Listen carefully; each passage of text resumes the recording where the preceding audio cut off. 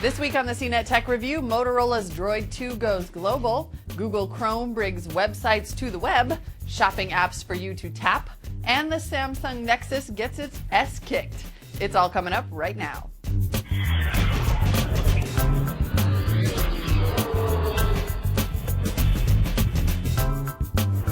Hi everyone, I'm Molly Wood and welcome to the CNET Tech Review, where we collect our hottest videos of the week and tell you what's good and what's bad in the world of tech, and offer some unique tech wisdom in the form of the bottom line. Let's start with the good. The Motorola Droid was the phone that pretty much launched Android into the serious contender category, but it had a few drawbacks, and along came the Droid 2 to fix some of those problems, like the slowish processor and the awkward keyboard. But Droid 2 wasn't perfect either, and it sure wasn't a world phone. Enter the Droid 2 Global. Is it the perfect little slider droid? Let's have a look. Hey everyone, I'm Bonnie Cha, Senior Editor at CNET.com, and today I've got your first look at the Motorola Droid 2 Global. This is a lot like the Droid 2, which was released in mid-August, but as you might have guessed from the name, this is a world phone. The Droid 2 uses dual mode technology, so when you're using the phone in the States, it will operate on Verizon's network like usual, but when you travel overseas, it will detect and automatically switch over to the GSM network, so you can continue to make and receive calls using the same number. Verizon ships the phone with a SIM card, but they will unlock it as long as you've been a customer for at least 60 days and are in good financial standing, so you can swap it out for, say, a prepaid SIM you buy overseas. There are also some other great features for business users. The Droid 2 runs Android 2.2 and can be used as a mobile hotspot for up to 5 devices. The smartphone also ships with a VPN client and the Quick Office suite, so you can create, view, and edit Office documents. And of course, you can hook up your Exchange account and sync your calendar and contacts. There's some fun to be had too. The music player is the stock Android player, which isn't very sexy, but it gets the job done. The Droid 2 features a slightly more powerful 1.2 gigahertz processor, which kept the phone running smoothly. My only concern is battery life. With moderate use, it lasted about a day, but if you're using the multimedia features or web frequently, the battery can drain pretty quickly. As far as the design, it's a lot like the Droid 2. On front, you get a 3.7-inch WVGA touchscreen that's nice and sharp. By sliding the display to the right, you get access to the smartphone's full QWERTY keyboard. Unlike the original Droid, Motorola got rid of the D-pad, so it's much more comfortable to hold and use. The buttons also have a slight bump to them, so they're easier to press. It's not the best keyboard out there, though. I'd say the Samsung Epic 4G and T-Mobile G2 both have better keyboards, but if you're coming from the Droid, it's definitely an improvement. Currently, Verizon's only other world phone running Android is the Motorola Droid Pro. Has some more security features that might attract some enterprise users, but I'd say the Droid 2 Global is the better device overall, since you're getting a bigger, sharper screen, a roomier keyboard, and a slightly faster processor. The Motorola Droid 2 Global is available now in either black or white for $199.99 with a 2-year contract. I'm Bonnie Chan. This has been your first look at the Motorola Droid 2 Global for Verizon Wireless. All right, so pretty good. Plus, it comes in white. White! Even the iPhone hasn't cracked that nut. Speaking of nuts, that's what I thought Google was when I heard they were announcing a web app store that would turn websites into apps that run in the browser just like websites do. Yeah, I was confused too. But then Seth Rosenblatt got a look at some of these better than website web apps, and I have to admit, some look pretty slick. Hi, I'm Seth Rosenblatt for CNET, and today we're at the Google Chrome OS event, where Google debuted the Chrome OS for the first time. Unfortunately, nobody was able to get a hold of a notebook to use. We're going to do that later this week. But for right now, we do have some really exciting Google Chrome web apps to show you. They're kind of like phone apps, but in your browser. Let's go take a look.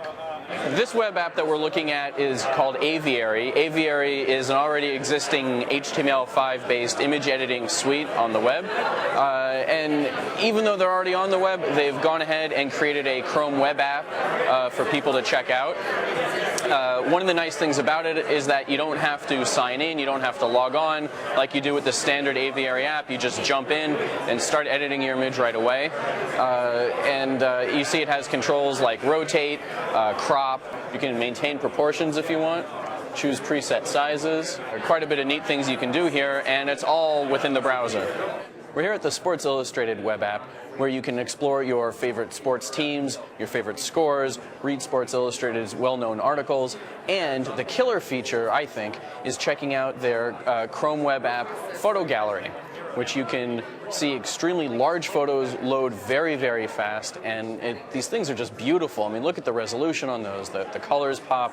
It's easily the best thing about the app, and even if you're not into sports, this is something you're going to want to check out. So we're here at the EA Games in the Chrome Web Store, and what's really neat about this is that not only are EA's games based in HTML5, but they've also got some Flash-based games that run incredibly quickly. And as you can see here, we have Fancy Pants in the App Store. That was Flash. I can't believe that was Flash. That was incredibly fast. Even though Flash is an older technology, it's really, really neat to see how these games can just blaze right through loading and gameplay, and before you know it, you've sucked away an entire hour playing these time wasters. It's a lot of fun. So that was a quick tour of the Chrome Web Store and some of the apps that you can load in your browser. Keep an eye out later this week for the Chrome OS First Look video. For CNET, I'm Seth Rosenblatt. Wasting an hour on games, huh? I wonder how long Seth actually spent at that EA display. Now, in case the masses of decorations, the jingle bell type songs on the radio, and the constant coupons and shopping deals haven't tipped you off yet, it's holiday shopping season. And here in the good, that means good deals. First, our favorite desktop in a long time, get it while it lasts, and a darn cheap laptop after that.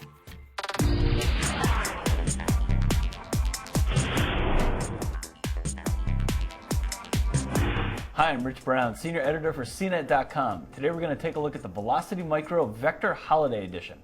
So this $9.99 PC is an editor's choice system, and that's because it's one of the best deals we've ever seen. For that $9.99, you get a Blu-ray drive, wireless networking, an overclocked Core i5 CPU, a terabyte hard drive, 4 gigs of RAM, and a fast NVIDIA graphics card. Basically, this system has more features than we've ever seen in a PC for under $1,000. It's faster than systems that cost $200 or $300 more, and it comes in a fantastic looking, well-built case. Now, Velocity Micro says they're going to offer this system until at least January 1st, so you have a month to pick it up, and we highly recommend that you do if you're at all interested in a performance-oriented mainstream desktop. If it's popular enough, they may extend it into a winter edition, but we obviously have no guarantees. You can see there's a pretty clean front side here. There's an SD card slot. It's got a couple formats on it, as well as a Blu-ray drive up here. On the side, there's a couple USB ports, as well as FireWire and audio jacks. Now onto the back, you can see all the connectivity ports back here, and there's a lot of great options here thanks to the motherboard. For data connections, you get 6 USB 2 ports, a couple of USB 3 jacks, as well as FireWire and eSATA inputs. That array of ports lets you connect pretty much any external device that's on the market right now. For AV jacks, you get an optical digital audio output, as well as standard 7.1 outs. Down to the video card, you get a couple of DVI jacks, as well as a mini HDMI output. This is no living room system, but it's still nice to have the option. Now, this clean design is pretty typical of Velocity Micro's desktops. All the cables are bound and tied out of the way, makes upgrades and removing parts very easy. You can see there's a lot of room for hard drives over here. You've got one drive installed, that's a terabyte drive, as well as room for 5 additional drives you can plug in. Now here's one of the more impressive features about this PC. There's a Core i5 CPU underneath that fan right there. Now that's a quad-core CPU that ships at 2.8 gigs, but Velocity Micro has overclocked it to 3.6.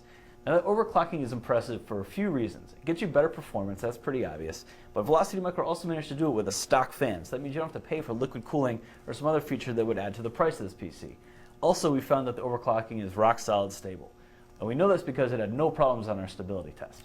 So you can see the NVIDIA GeForce GTX 460 graphics card here. That's a nice fast mid-range card. It should play pretty much any game out there at decent resolution and image quality. If you want more graphics performance though, the system does have room for a second graphics card down here, as well as a 600 watt power supply that should be able to support a second mid-range card. We probably wouldn't try to add 2 high-end cards to this system, but 2 upper mid-range cards should be totally fine. Now there are 2 PCI slots on the motherboard, but one of them is currently occupied by the wireless card. But if you're going to add a second graphics card to the system, you'd want to take the wireless card from where it is now and move it to a higher spot to make room. So given all those features, its build quality, and its impressive $9.99 price, this system is easy to recommend as an editor's choice. So I'm Rich Brown. This is the Velocity Micro Vector Holiday Edition.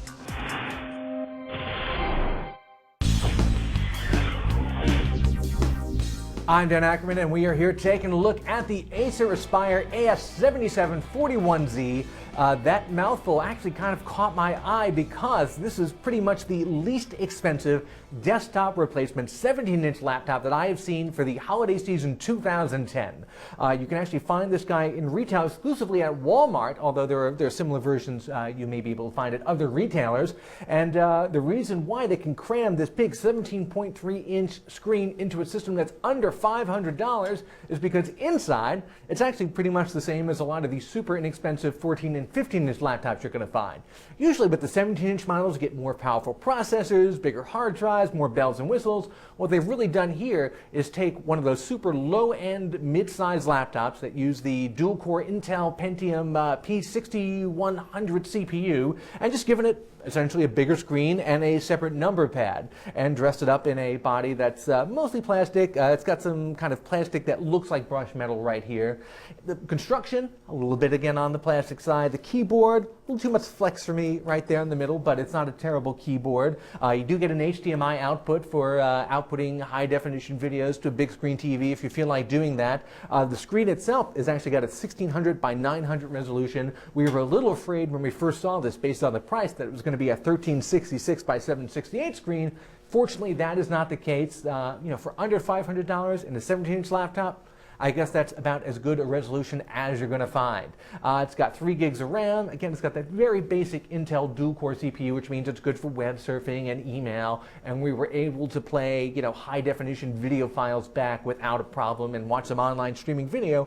You're not going to be able to do a heck of a lot more than that. Maybe set this up in the corner of like your den or dorm room as like a little low-power media center. Of course, the key thing to remember: $498. If you want a big screen, don't want to spend big money.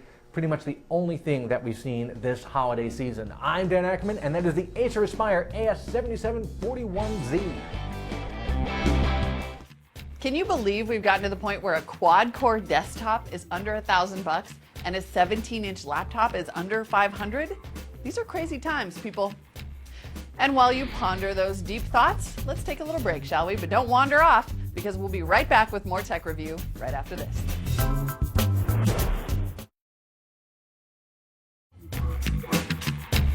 Welcome back to the CNET Tech Review, our weekly video digest of all things good and bad we've seen here at CNET TV. Now let's get to the bad. Now, I'm one of those people who loves the holidays and holiday shopping, but I know some of you think it's a chore, like Ariel, who would apparently rather have a daily appendectomy than shop for presents. I also know he's not alone. Luckily, there's an app or 3 for that.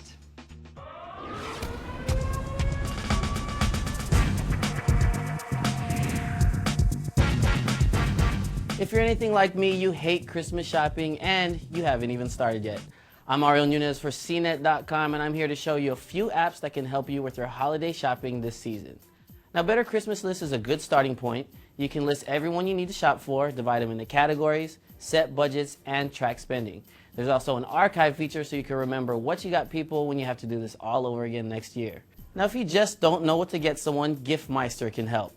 This app lets you search for gifts ideas according to gender, age, price range, and lifestyle. Your results will pop up and voila, no thinking necessary. To find deals in your area, check out Yowza. This app uses your iPhone's GPS to find coupons for stores in your current location. No coupon printing necessary, just show your phone directly to the cashier. And Yowza keeps track of how much money you've saved.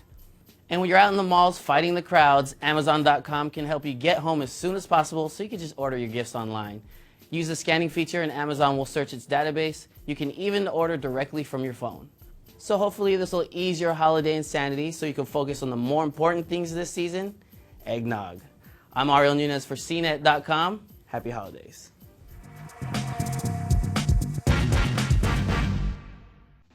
I mean, I don't think Christmas shopping is the worst thing I do all year, but I guess I would also like to get right to the eggnog. Okay, moving on in the bad, this next one might surprise you. It's Google's flagship new phone, the Nexus S. See why it's down here in the doldrums. Hi, I'm Kent German, Senior Editor here at CNET.com. Today we're going to take a first look at the Samsung Nexus S. Now this is one of the most anticipated Android phones of the autumn season. That's because it's the follow-up to the Nexus 1. This phone offers largely the same concept. It does have a different sales model. You can buy it at Best Buy, so you can actually go into the store. It's also sold for T-Mobile, and it's sold without T-Mobile contract. But like the previous phone, both phones are unlocked, so that's a great thing. But there is a catch, and of course there's always a catch. It is compatible only with T-Mobile's 3G network, at least here in the United States. You can use it on AT&T's voice network, so you can make a call and send text messages, but you can't use it on AT&T's 3G. Another thing you need to be aware of, it doesn't work with T-Mobile's HSPA Plus network. So they say it's 4G, it's not really 4G, but it's not compatible with that really high-speed network. And that's really disappointing considering just an anticipated device. It has almost everything else you'd want, so we don't really understand why they didn't do that. Just describing the design, you can see it is a simple candy bar phone. It looks a lot like some of the Samsung Galaxy S devices. So it's very thin, it's pretty light. It is a Super AMOLED display, so it has about 16 million colors, a great pixel resolution. Everything looks really good. I'll compare it here with the Nexus one to show you.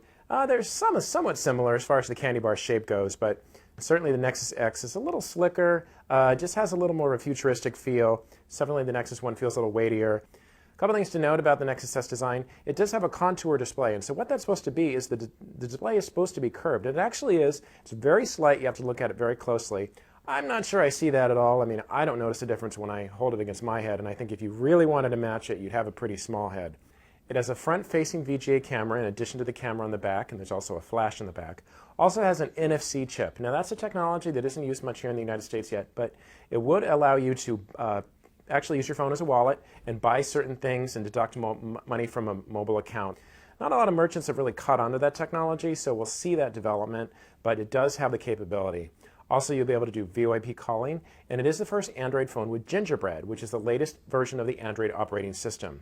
Now, Gingerbread brings a few things. I'll show a couple of them to you. It does bring a different keyboard. So the virtual keyboard doesn't look that much different. And also the cut and paste is a little easier to do. Now in Gingerbread, you can actually select only the word that you're touching if you have a block of text. So if you just want to select one thing, that's what you can do. Also, Gingerbread gives you new little arrows that allow you to move the block of text to which you'd like to copy back and forth easier. It's just a little better than having to move the line with your finger as you did before. And now you get a little arrow. So it's nice. I really like it. Gingerbread also makes the wallpapers a little different, and it offers a few other features. But that cut and copy paste is one of the biggest and one you'll probably notice right away. One other important thing to point out with the Nexus S is it does not have a micro SD card slot. Now it does have 16 gigs of internal memory, so that's a lot of space, of course. Even if you want to use more than 16 gigs, and there's probably some of you out there, you won't have that option. So that's disappointing. One other thing that's missing is an HDMI out slot. So we're hoping that this phone had a little more features than it does compared with the Nexus one. As I said, a lot of the features are similar. It does add some new things. Of course, Gingerbread's a huge one. But at the end of the day, the phone isn't that much of an advancement over its predecessor. So that's a bit disappointing. But it does offer that unfiltered access right to Google applications you'd expect. So if you're a real hardcore Android fan, probably a decent phone for you. As I said, you can get it unlocked. You can get it for $529, and that's without any kind of contract, or you can get it $199 with a T-Mobile 2-year contract, but that phone is also unlocked as well, so that's a good thing. I'm Kent German, and this is the Samsung Nexus S.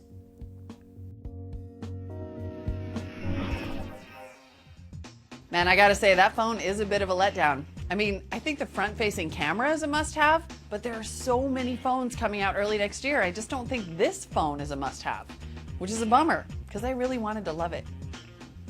Okay, now, the Nexus S is a little bit of a letdown, but that is nothing compared to, say, the Meilong M150 tablet, which is hilariously bad. So let's just wind Donald up and watch him go. Hey, I'm Donald Bell, and today we're taking a first look at the Meilong M150 Android tablet, also known as the $99 Walgreens tablet. In full disclosure, we paid closer to $130, but really this thing is a bad value no matter what you pay for it. It may look like an offspring of the iPad and the Galaxy Tab, but this unfortunate thing is a bait and switch in every possible way. The button on the front looks like a home button, but is actually a back key. The app market on the menu takes you to a clearinghouse of free apps that no one wants. The clunky, resistive display on the front is covered with a warped plastic, and if you want to get anything done, you're best off using the included stylus.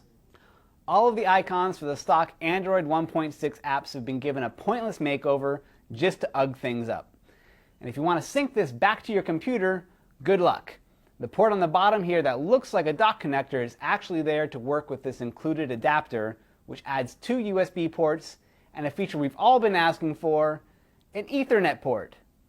That's right, you get an Ethernet port, but you don't actually have a way to USB sync this over to your computer and transfer content. Instead, the best you get is a micro SD card slot that allows you to add media. Also on the bottom, you'll find speakers, a headphone jack, and a power adapter socket that works with the included wall wart. Just don't lose it, because you'll be recharging this every few hours, even if you're just doing some light web browsing. The bottom line is that this thing's more trouble than it's worth, and it's also a case study in how these kinds of budget Android tablets can be disappointing. If you're shopping around this $100 to $200 price range, a new or used iPod Touch is going to deliver an infinitely better experience, though with a smaller screen. So there you go. That's the Walgreens tablet demystified. If you spot one in the wild or something like it, I would steer clear no matter how good a bargain it seems. CNET.com, I'm Donald Bell. Man, I don't even know what's my favorite part there. The disdain with which he pronounces stylus, or his shock and awe over the Ethernet port. Well, now you know. You get what you pay for. And with that, let's get to the bottom line, shall we? The electric car has arrived. Well, the Nissan Leaf SLE has arrived in our garage anyway. And Brian Cooley's got to look at whether this little electric is the one to go mainstream. Never mind the Chevy Volt for a minute. The Nissan Leaf looks like it has the best chance of being the next Prius. Let's jump into a freshly minted 2011 SLE and check the very extensive tech.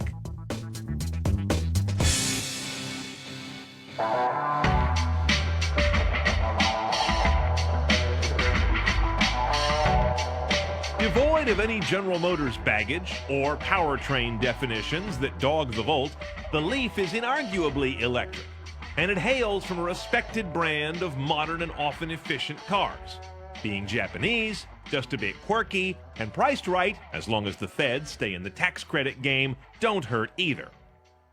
But is all that enough to overcome the big one, range anxiety? Now, the most innovative part of the Leaf, of course, is what moves it around. Here's the motor, which looks a lot like an engine. I wonder if they styled it that way just so it wouldn't look so odd, because that has like the look of a cam cover, but there's no cam, so I'm not sure what's under there. But anyway, this is an electric motor. 80 kilowatt is the power. It's about 107 horsepower, 207 foot-pounds of torque. Notice, lots of torque compared to the horsepower. That's an electric thing. That goes out to a one-speed transmission. It's really just a reduction gear. There is no gear changing, no CVT, nothing like that. Now the interesting part. This whole powertrain delivers some freshly published EPA numbers I just happen to have right here. 99 mpg equivalent. That's comparing the electric power to the 115,000 BTUs of energy in a gallon of gas. It's a little convoluted for the average consumer, but it gives you some idea how stunningly efficient this car is. That said, look at the range. Not the 100, Nissan said 73 miles is the real range the EPA estimates. And again, that'll vary depending on your terrain, time of year, use of accessories. Never seen these numbers before. 0 greenhouse gases. That's rather clean. And check out the annual energy cost. Normally a car is $1,500 to $2,500 a year to run, average number of miles driven. Look at this guy, 561. That's a very low cost to drive this car the average miles through the course of a year. But where does that juice come from? Down here, the other hood. This little rather oddly placed door is where the charging ports are. The orange one's the one you're going to use most typically. That's where a 220 connection goes in with a special cable they've got that's included with the car, and that'll get you a charge from flat in 7 or 8 hours. This is the sweet spot. You can also plug into 110, but pack a lunch, because that's going to be 14 to 16 hours to charge this guy. 110 is really more for trickle. And then, if you go for an optional charging adapter built into your premises, you can use this guy, the really cool one, the 480. That'll charge this car in about a half an hour.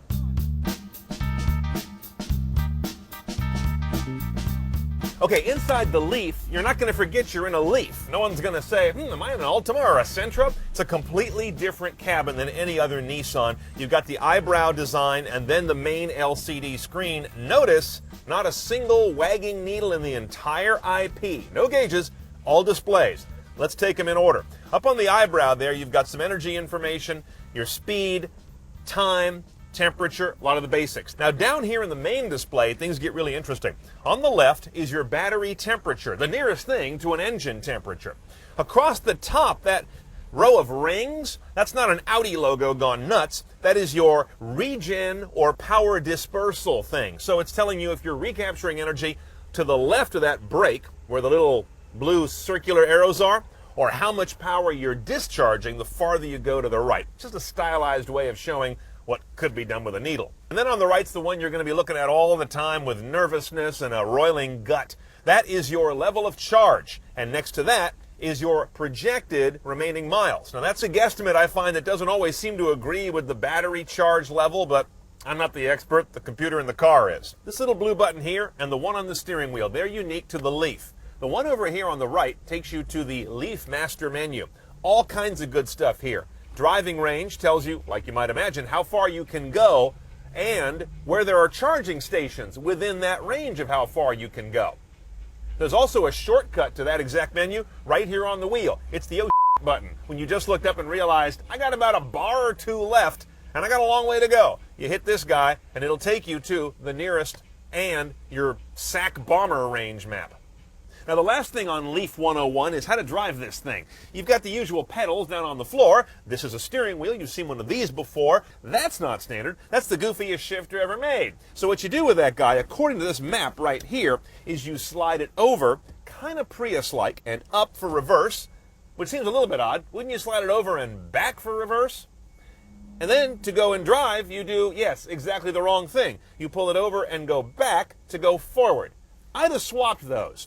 Now, as I drove the Leaf, which I did rather little, I started to really feel the pain of real-world range anxiety as opposed to, I'm a reviewer, I can't wait to drive it. Because I've driven the Leaf several times, so it wasn't like I had to go experience it for the first time. On this visit with it, I didn't drive it much because I've already been there, done that, and everything I had to do for the last few days, I had range issues. So I started to feel like a normal, non-reviewer consumer who's going to say, nope, can't take the Leaf there. No, shouldn't take the Leaf there because I don't want to worry about being on the fringe of range.